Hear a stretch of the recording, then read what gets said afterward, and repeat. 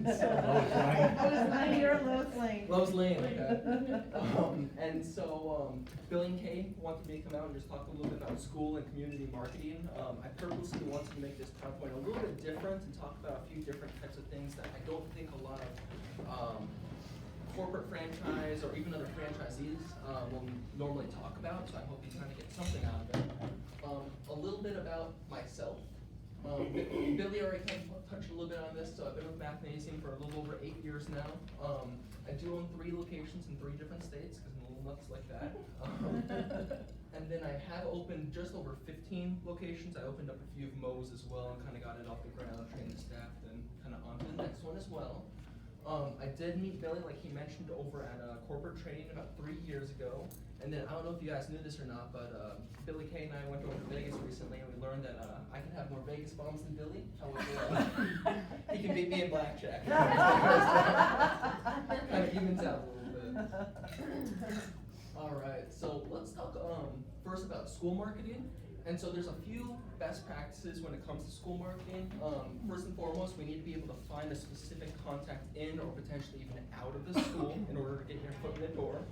On top of that, you need to be able to learn what the needs are of each individual school. Each school is going to want something different from you, and that's perfectly fine as long as we can kind of learn what that is for them. And then also we need to be able to find out what do we want to get out of it, all right? Sometimes they're going to be wanting to partner with certain schools for different reasons as well. And then one little key point I want to add to that is going to be you need to be a little careful when it comes to some of the schools, when it comes to zoning as well as the school location.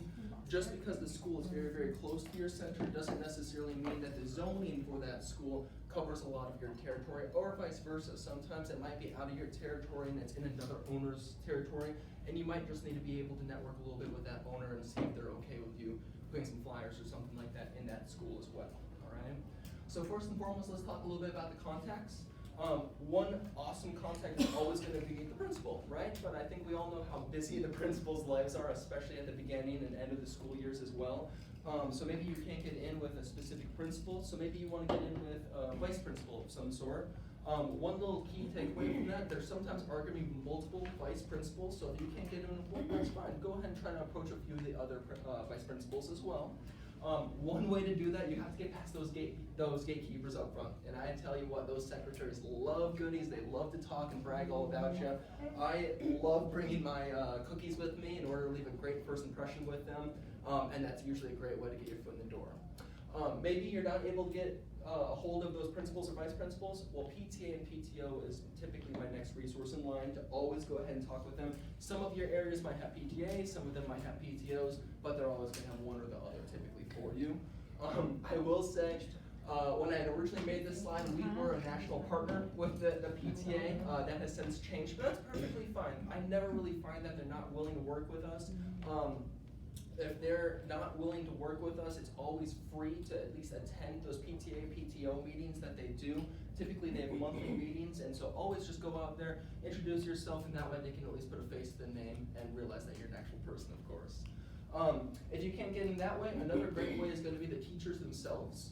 More specifically, it's going to be the math teachers or the ones that are actually in charge of, the STEM clubs and things of that nature. I always like to try to sit down with them, explain what we're trying to do as well. Especially, I really want to highlight the math club individual that's in charge of that as well, and we'll talk a little bit about why later on as well, right? And then finally, it's another huge, amazing resource are going to be your currently enrolled families or previously enrolled families. A lot of you probably don't realize that a lot of those families that you already have enrolled are already in the PTA or PTO. Sometimes they come in wearing their shirts, and I'm kicking myself for not even realizing that they're part of that organization as well. And they already love you guys. They love bragging about Mathnasium in the community. So they're a great way to be able to position yourself into a certain school as well. Continuing on, so what are the needs of the school and how can we meet them at their needs? So there are just so many different things that the schools might want to get out of us. Typically your higher funded schools just want you to write a check or help them out with a PTA or PTO, and that's perfectly fine. A lot of times I think every school has kind of one big event that they do. Maybe it's a 5K, maybe it's an auction night. I mean, there's so many different ones. Maybe they want us to partner with that. A lot of times they want us to host math nights, which is always so fun, so great to do. I know Kay and Billy have done a few math nights themselves. They were one of the crazy ones that also did them virtually when COVID hit too. So I'm sure they would love to tell you all about that experience on top of everything. One thing that I love to do personally is give card tags to my schools. I did bring one. It's a terrible example one because they had taped over this one, but I like to go ahead and provide these to the schools for free for the parent pickup lines, where they typically go ahead and have the child's name on it, the school logo, and then my big Mathnasium logo right on the back. So every single time they go ahead and show that parent pickup person, it is staring them right in the face, and they typically just keep that in the sun visor as well. I love these things. They always want them big so they can actually see the name, and it puts the logo right smack dab in front of them as well. All right, every single day that they come in. And I do those for free. They're really good quality. Feel free to grab that. It's yours to keep. I do apologize though, that's the taped one. That was my extra one to bring to you guys too. And then why are we trying to partner with these schools? What do we actually get from them? Well, first and foremost, we want leaders, right? We want them to be talking about us in the community. We always want them, any single time that they mention, they have a parent come up to them and say, hey, where do you go for math tutoring? Who do you recommend? It should always be Mathnasium. It should never be Kumon, Huntington, Sylvan. It shouldn't even be their own teachers being the tutors that they recommend. It should always be Mathnasium, right?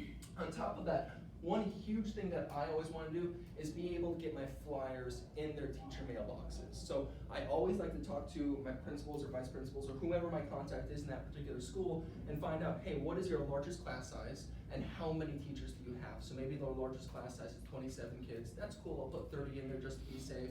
And they have 33 teachers, and I bring 33 stacks. This is always a fun task for one of my instructors during those slow times to bundle up those flyers in stacks of 30 or whatever it might be, and I go ahead and bring them in. Typically, my relationship with the schools is so good, they say, hey, Dan, you know where the teacher mailboxes is, so they don't even have to be bothered to get off their butt to go over there. I'm more than happy to do that. And it just so happened that I always make sure that this is happening the exact same day that the report cards are going home too, coincidentally, right? So typically 4 times the school year, depending on the schools that you're trying to partner with as well. Okay?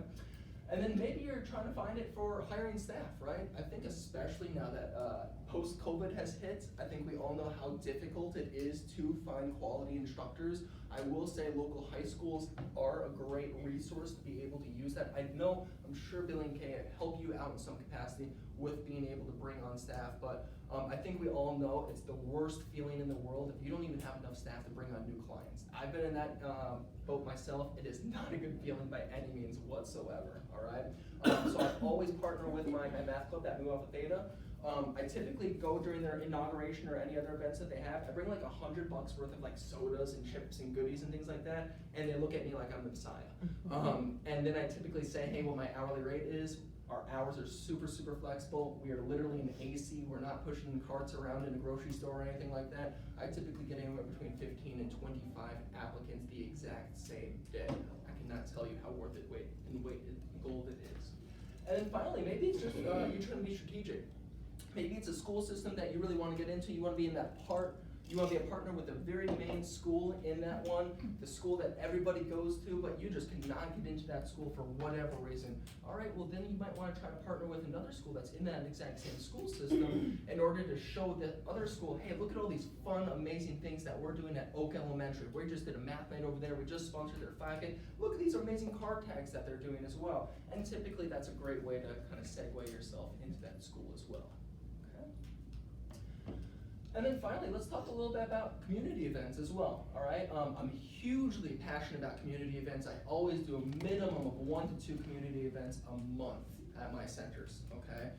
They are just so worth their weight in gold. I will talk to Kay and Billy in order to make sure they are setting you all up for success on exactly what you need for these community events. First and foremost, you're going to need a tent, you're going to need a table, tablecloth, a big, loud prize wheel as well with a few goodies, and then finally an enter to win raffle. So if we take a look at this picture, this is my guy Dylan, all right, at an event that I was at. This is at a fall festival event. You can see the big Mathnasium tent I will say a lot of other vendors don't bring nice, beautiful tents like this, so this already kind of sets us apart from the crowd. On top of that, you can see that Enter to Win prize wheel right there. It's purposely massive. It's purposely as loud and obnoxious as one that I could possibly find in order to attract as many kids over there as possible. It's got book bags, teddy bears, lollipops, pencils, all sorts of different stuff in there. And then I also have an Enter to Win raffle. All right, this is my funnel in order to go ahead and kind of get some leads our way. So I typically like to offer in just a free month of our service for anybody that wants to enter for a chance to win that free month. And you know what? I typically get at least 30 leads depending on the type of event that it is.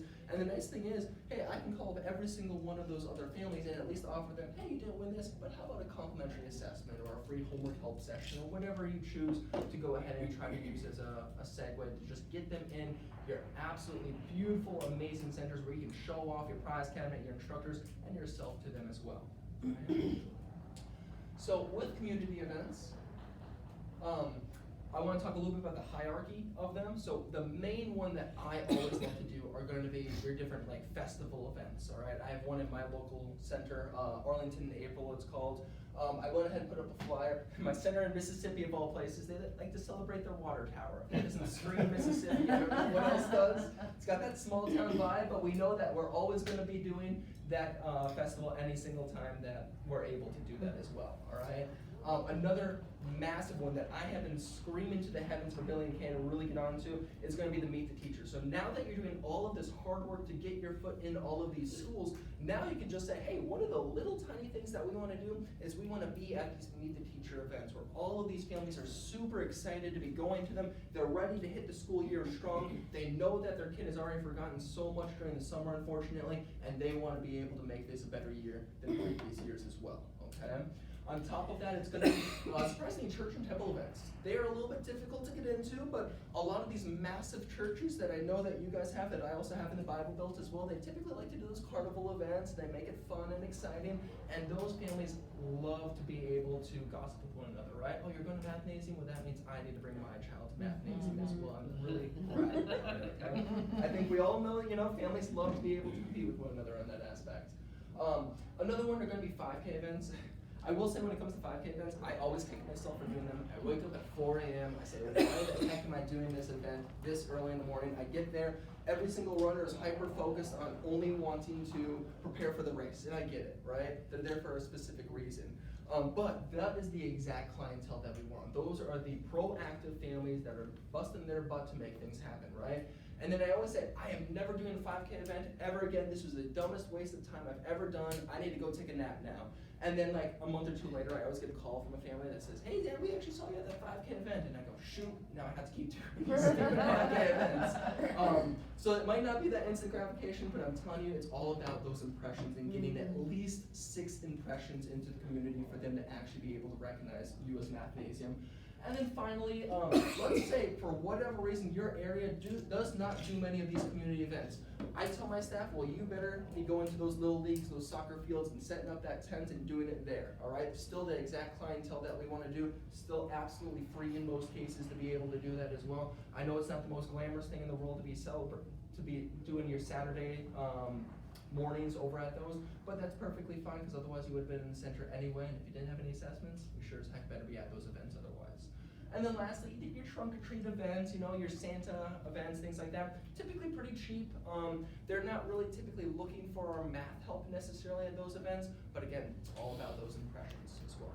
So Dan, on the Meet the Teacher events, what exactly are you doing? Are you setting up a table? They typically, again, because we've done all of the grunt work already with these schools, they roll out the red carpet typically for me. So I don't typically set up the tent because you're normally in AC, which is really nice.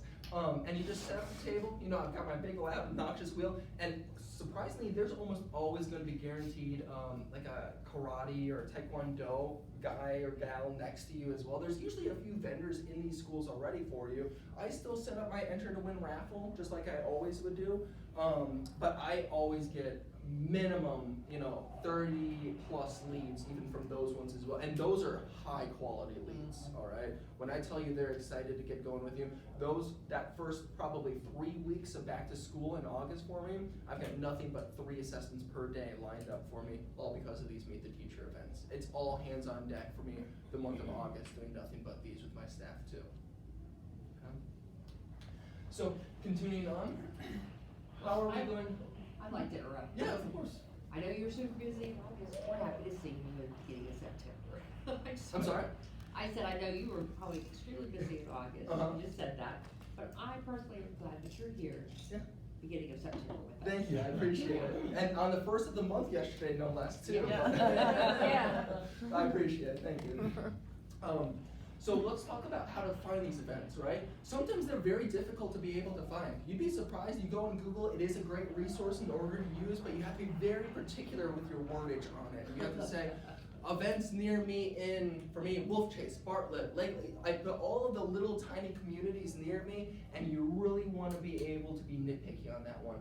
And then you also have to be careful that it's not an event for literally 3 days from now, this upcoming Saturday. There's no way you're going to be able to scramble. In a lot of cases, they need plenty of time to be able to book all these vendors. And if it's a big enough, amazing enough event, they need to pull permits, they need to have ambulances and fire trucks and all sorts of different things there anyway as well, all right? Another great one is going to be other vendors. So when I'm at these events, maybe it's a little bit of a slower time. I like to talk to all of these other vendors, okay, and be able to say, hey, why don't we partner with one another? Anytime you find an event, clearly you're going to the ones that I want to go to. I'll let you know when I find one, you let me know when you find one. And I partner with that. You should see my email thread any single time I find an event. I've got like 20 other businesses that are all kind of buzzing around with it too. Another great one is going to be other businesses. Some of the other key businesses that I look for, Orange Theory is like my #1 business that I always look at. I'm a huge advocate for. They're like our main clientele that we are trying to hit anyway, because mom or dad drop off the kid and they go run over to F45 during it, right? I'm sorry. Orange Theory. I have F45 near me. That's another one that I typically like to look at. Some of them will surprise you. I've got like Canon Chiropractic next to me, and for whatever reason, they do all of the types of events that I do as well. They're amazing with it. So it's sometimes the businesses that you wouldn't expect. And then another amazing one is Facebook. You should all be in your local Facebook pages, all right? One, for community events, and two, for people asking about math tutoring recommendations, all right? I'm telling you, I always get at least 3 signups a year just being in those and just saying, hey, by the way, I'm Dan, I'm the owner of this location. We'd love to have you in for a complimentary assessment. As easy as that. A little takeaway from this, be a little cautious because sometimes you'll be at an event like this and an individual will come up to you and say, hey, we're a business that likes to find these other vendor events for you. I've tried in the past, one, they're grossly expensive, and two, they're finding you the exact events that you already know about as well. So I wouldn't recommend doing them. If you need to scratch that itch, feel free, but I wouldn't recommend it. All right, and then how do we organize these events, guys? So go into that, if it wants to load, there we go. Google Sheets, an absolutely amazing resource to have. So I have all of my names of every single event. Is it worth going to? Yes or no? It's important that you put in the no ones so you know next year that you don't forget. I always think I'm gonna remember things and then I'm absolutely crazy and I don't remember it literally like a week later. And then I even have a couple maybes in there because maybe I went to this event during COVID, turned out it wasn't that great, but I'm expecting it to probably be better than next year.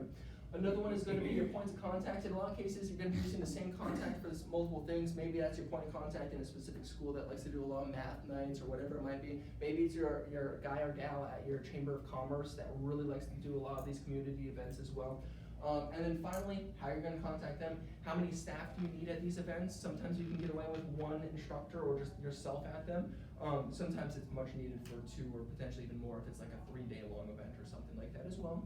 And then finally, it's also going to be price per event, and when do you actually need to sign up for that event? Remember, these events, sometimes you have to sign up 6 months in advance for, or you want to be the first come to first serve, so you can pick your spot, so you can be right front and center where everybody's filtering into that event. You want to be the very first vendor sitting right there, looking pretty. I want to hear the better than nothing. That cracks me up. See? Yeah, again, those are my 5Ks, right? Where I'm like, look, if you have to choose between 2 events, you may as well go ahead and choose the other event because it's better than right? You can tell I'm the one that made that list too. I showed my girlfriend this when I was going through it. She's like, Dan, that is the most unorganized thing ever. I'm like, yeah, I know, this is how my brain works. Sorry. It works for me.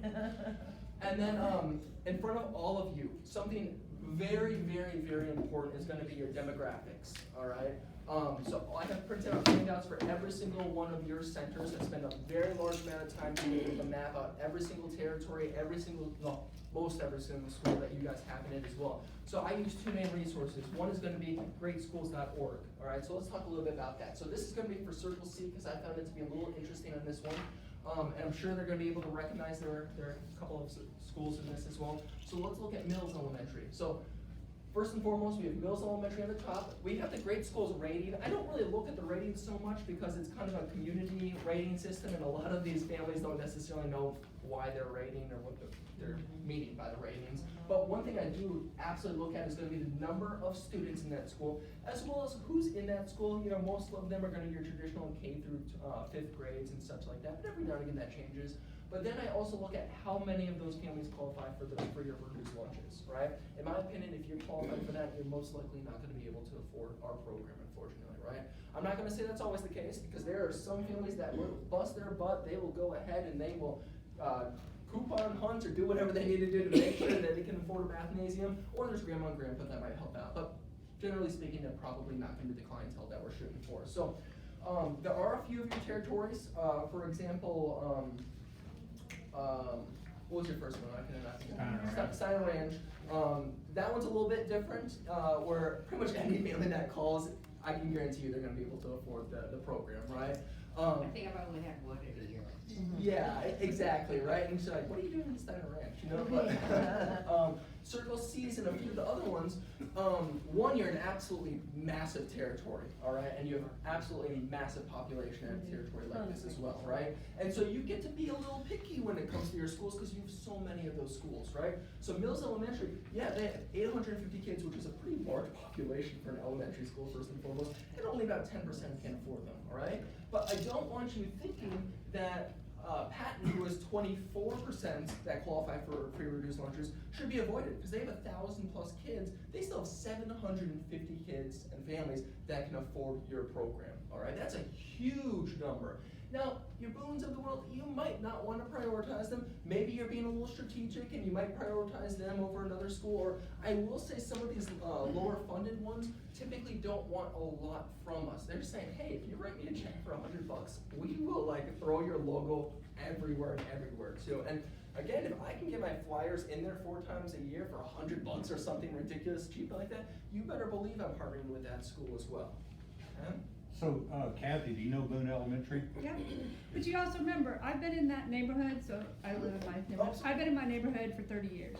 I can tell you, yeah, everyone at my school. So Mills is the one that's just up the street from us. Right? I'd say the majority of our kids come from Mills, Clayton, or now Bear Creek, which actually you don't have on here. Bear Creek's, those are our 3 big schools right now. And on top of that, so those ring true to you, the figures you got up there? Absolutely.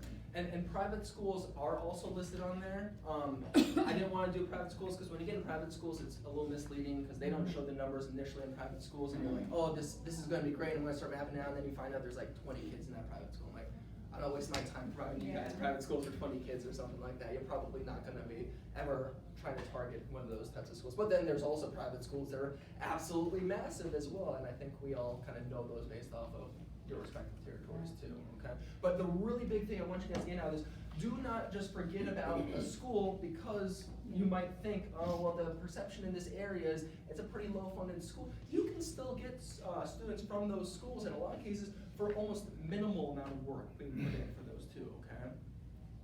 Up on the thing it says unclaimed.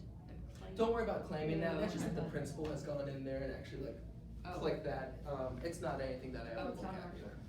And I may have skipped a couple of schools, or I may have missed a couple of schools where you're like, well, Dan, I get a lot of schools all the way over here because there's no other mathnasium over there. Well, I try to kind of really prioritize the proximity schools as well. You can absolutely go into greatschools.org if you know certain schools as well. Plug it on in, and I can guarantee you they're going to have that information for you. It's an absolutely amazing resource to use.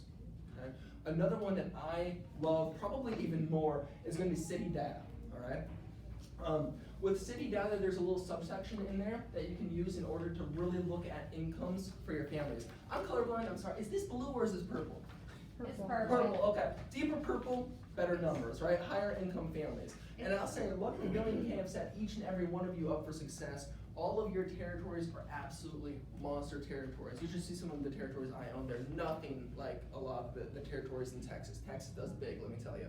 And so with this, all of them that we look at, and I'm looking at one little tiny, I shouldn't say tiny, but a pretty tiny section of Circle C here, all right? And when I look at this, that's what the yellow portion is up there.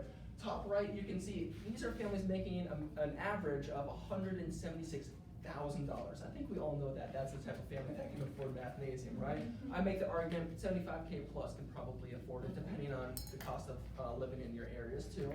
And then another thing that I look at is just the population. Population of, again, almost 8,000 families there. Well, I should say individuals there. Still, very, very large population in just that little tiny minute section. I know all the other sections around it are showing the exact same thing, if not higher population. And then I also look at what percentage of those are also families, right? And again, none of you are really living in retirement areas. When I go into Florida, it's like as retirement gets. So then I have to be a little more picky about looking at certain areas too, and kind of be a little more strategic with which of these areas are more retirement communities and which ones are the ones that actually have the families in them. Population by race, I don't typically look at so much.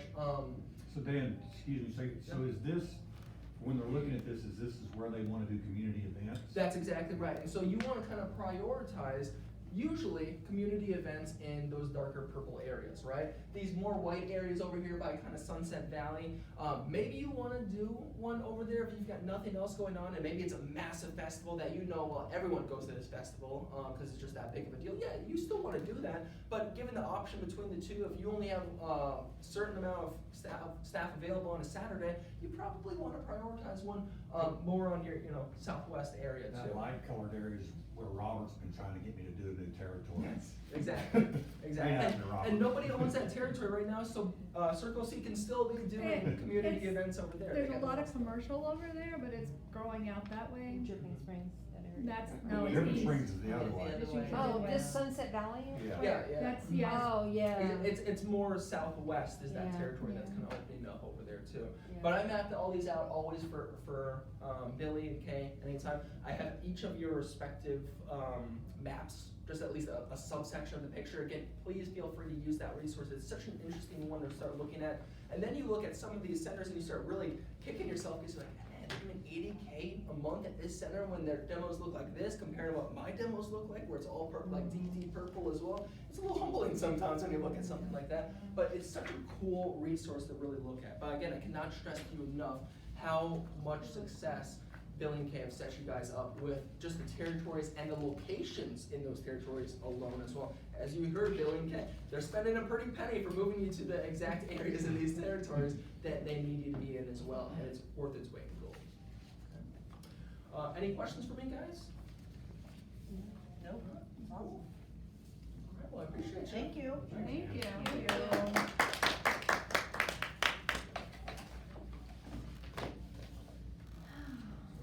Did they already put food in those? No, there is? Oh, yeah, they have the lunch. They have it. Is it lunch now, or, I forgot what this No, there's is. nothing. There's nothing in on yet. She came out of check. so You get it's- air. And they worked it out. War bear. Which one is Thunder Ranch on? President. You want now? What's that? I thought they Oh, had this the- one, the so same here's president. this one to the center. Oh, crazy. And the one that we went out to for the health basketball is full right now. Yep, and you can kind of filter it to kind of the topic-ish that you wanna do. They're all- That's military. Oh, They go that like one this. was. Well, so each school Yeah, sometimes wants yeah. different Yeah. stuff, right? So sometimes they want them in the shape of a car, or sometimes they don't want them quite as big. And this one is interesting because they do it numbers. That's This is the what well- those are going this to is the make well- teams yes. longer than what's less there. They just number it. And then I That's think their so for the car Yeah. thing. on each end. We used to have just the long ones. Like the door hanger. Door hangers. Yeah, they were all plastic. Yeah, I think they're Our awesome. school It's right now has crazy. this river place. My- And my- I was like, this is pretty cool. I just like it because that's what the parents. My partner's great with it. He does it for pretty cheap, but you have to tell him like 3 months. in advance to use it. And then he'll still wait until the last second. And you're like, come on, man. Pretty cool. I just, yeah, there you go, right there. Normally there's no tape there, obviously. Right, yeah. I think that was River Ridge too. She went with. Okay, so, yeah. I've never seen so many bouncy things. So that way you can have Oh, yeah, that was different River Ridge too. Yeah, because, Kylie Rusty set that up too. Like I said, I don't. I've done math night. Oh, yeah, no, they're River Ridge. they're also a high cash, Bush. so a lot of it's not reported. And, Hudson, no, not Hudson, yeah. They have plenty of money. No, not Yeah. there, there's We know another, they do. but that's not in this territory, but I can tell you, we don't. Actually, we did really you, don't did try you to get do Ansha anything. to do the event? Billy's in, just, we don't really. she try has to to work talk to with her other parents and things see if just they will because let us I know know we how have late. these just. How old is she? Just because- Yeah, Is it a College. cross? No, Billy got on mine, he's been looking at Bollywood. I'm good. Oh, I had to, I said, I have to ask when they pick it up, when they pick it up. I'm gonna have to find out what the dress attire is, because They're very fancy, like they have those fancy, I don't remember the name, series or, something like that, the name of the actual garment. I'd say a bunch of them. So Namira I'd say and over Namira half of heard my me kids say, talking I about it with don't know, Amsha. Bear Creek And she's Elementary. like, oh no, So you got an arm party? And I'm like, excuse me? I said, well, I know what arm party They means, split because clip. jewelry, I was in the jewelry business, right? Oh, And so they she's split like, clip. oh no, you need your bangles, and you need like all the way up to your, Uh-huh. I was You just like, You'll have to Google, like, you know. oh, she asked me, oh, we're gonna go down the hall and go buy me an Has outfit. been brought out, you guys just grab your plates and then come up here and grab what you want. Awesome. Thank Thank you. you. Yeah, I think it's Bailey. I'm sure you can find plenty I'll have it in of my stuff. email. They're gonna We- come by. But no, he started going, I might wanna go to this. If I'm in town, I'm They're probably going to out of Vegas. town that week. Oh. What did she say? What? Yeah, we can go eat. Go Okay, eat. I'm Grab not your- shy, I grab just your go. plate. Go eat, Oh, get yeah. your plate. Yeah, somebody Unless you start- wanna just start Directly put it in your serving. mouth. Exactly. Oh wait, let me turn this off. Eat it. getting all